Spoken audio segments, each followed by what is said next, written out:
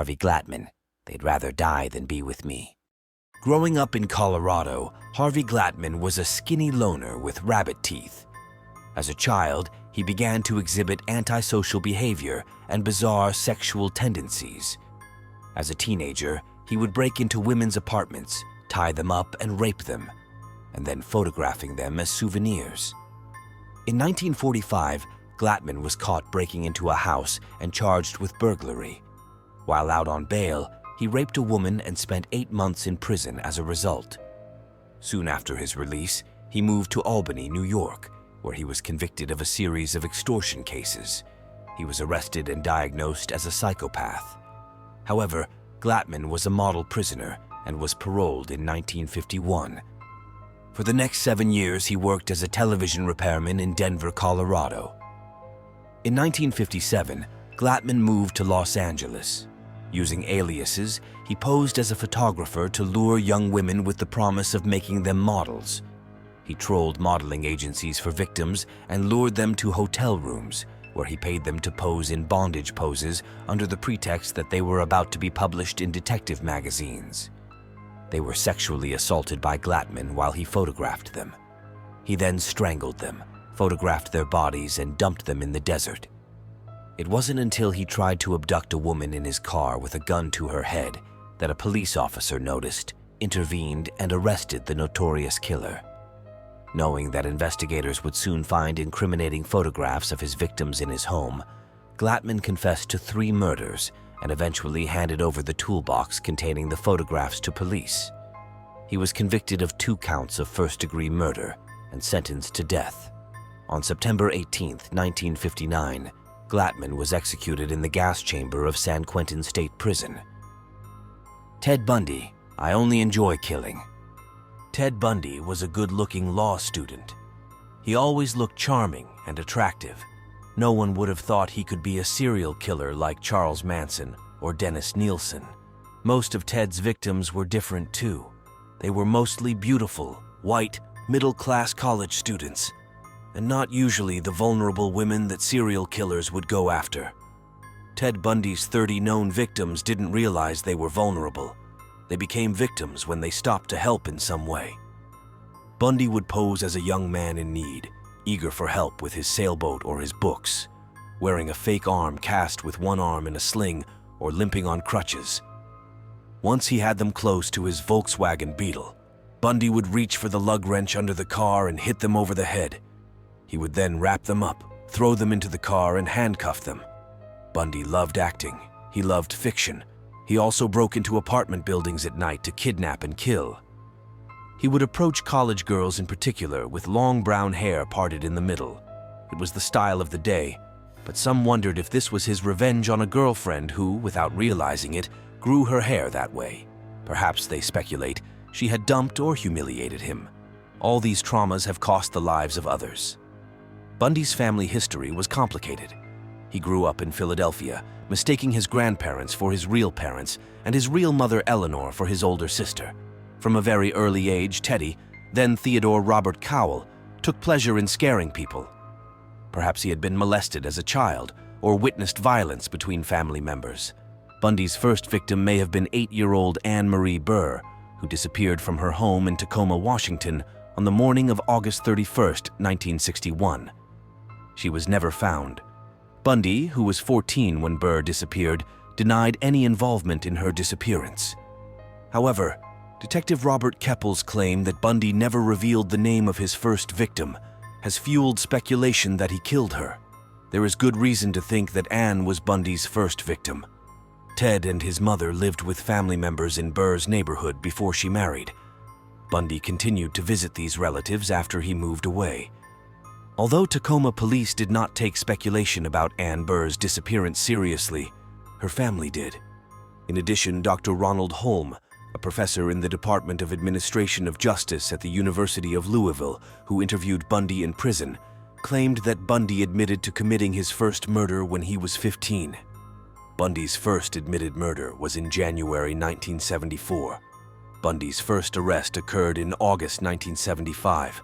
It was 3 a.m., and Highway Patrol Sergeant Bob Hayward was driving through the Salt Lake City suburbs When he noticed Bundy had not turned on his headlights, Hayward tried to stop Bundy, and the chase continued until he was cornered at an abandoned gas station. When his car was examined, strands of the girl's hair were found, further implicating Bundy. When DeRanch identified Bundy in a police lineup, he was arrested for kidnapping and assault. Detectives suspected he had committed murder, but they needed hard evidence. When the hair of murder victim Corinne Campbell was found in her car, the evidence was there.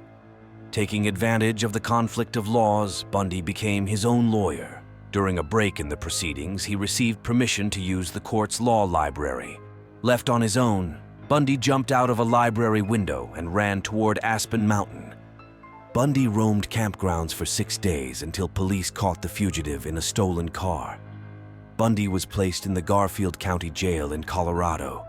His second escape required months of preparation.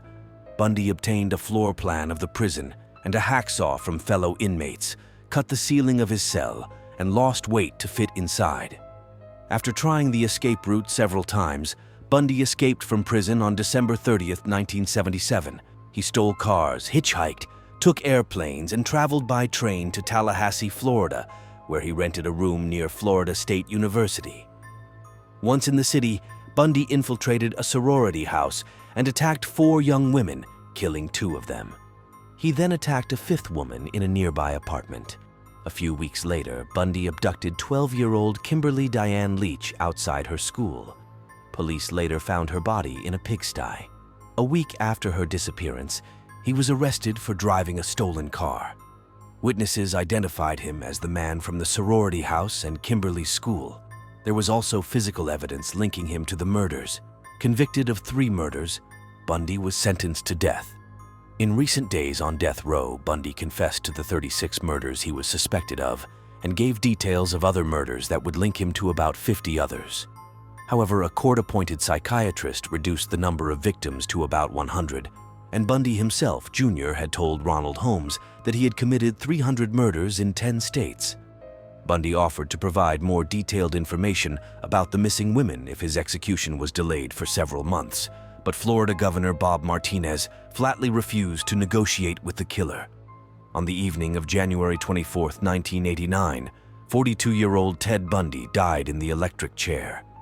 The answer to why he killed so many women can be deduced from one of his last statements. "I just enjoy killing. I wanted to kill." The Zodiac Killer. July 1969 should have been a great night for Michael Mageau. Fireworks were exploding over San Francisco Bay, and he had a date with beautiful 22-year-old Darlene Ferrin. The two were sitting in Darlene's car at Blue Rock Springs in Vallejo when a car pulled up next to them. The driver got out, threw a torch into their car, and began shooting at them with a pistol. Ferrin died, but Mageau survived. Shortly afterward, a man telephoned the Vallejo Police Department and said, "I want to report a homicide. If you go 1 mile east on Columbus Parkway, you will find children in a brown car. They were shot with a 9mm Luger. I also killed those kids last year. Goodbye." Threatening messages continued to come from the killer, who later called himself Zodiac. The last murder definitively linked to Zodiac occurred in San Francisco on October 11, 1969. That night, cabbie Paul Stein was shot in the head with a pistol by a passenger. The killer ripped off the blood-stained part of Stein's shirt and stole his wallet and keys and cleaned the car from top to bottom. He was seen by 3 witnesses, but differing descriptions of his appearance and coloring led to him never being caught. Although police found a bloody fingerprint and black gloves from the taxi, the killer's identity remained unclear. The killer sent a letter to the Chronicle 2 days later with a bloody piece of Stein's shirt. The letters continued until 1978, but the Zodiac Killer was never caught. Zodiac, who loved to embellish and mystify his brutal murders, murdered 37 people and disappeared into obscurity, never to be found. No one still knows his true identity. This case is one of the biggest unsolved murders in U.S. history. Jeffrey Dahmer, I was sick or bad or both. On July 22, 1991, just before midnight, a disheveled young man in handcuffs approached 2 Milwaukee police officers. He said that a maniac was trying to detain him. The three men headed toward the assailant's house. They were met at the door by the tenant, Jeffrey Dahmer. Dahmer tried to talk his way out of the situation, but the horrible smell of death revealed his secret. In Dahmer's bedroom, a police officer found Polaroid photographs of naked male corpses in different stages of dismemberment.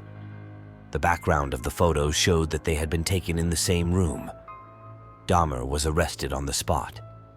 Police later searched his house and found boxes, a 215-liter, 57-gallon drum, a freezer, and a refrigerator full of human body parts.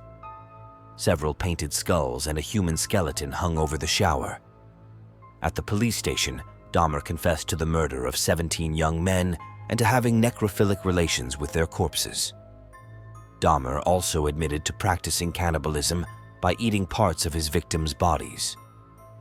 Dahmer's trial began on January 30th, 1992. The purpose of the trial was to determine whether he was criminally competent or criminally responsible for his actions.